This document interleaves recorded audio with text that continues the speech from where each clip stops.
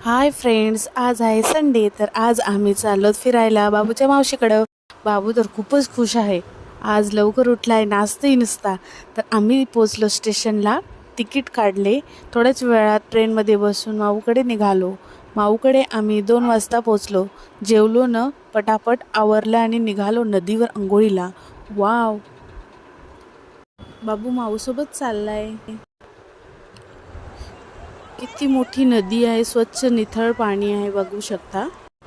ही नदी खडवली स्टेशनपासून अगदी 10 मिनिटावर वॉकिंग डिस्टन्सवर आहे. खूप धम्माल घातल्यानंतर आम्ही परत मुंबईला चाललो. बाबू वेफर खातोय आणि खाता खाताच त्याला डुलकी येत होती. खूप मस्ती केल्यामुळे बाबू खूप थकला होता आणि त्याच्यामुळे त्याला लगेच झोप आली. ट्रेनमध्ये तो उभं राहायला सुद्धा जागा नव्हती. बघा बाबूला कसं झोपवले.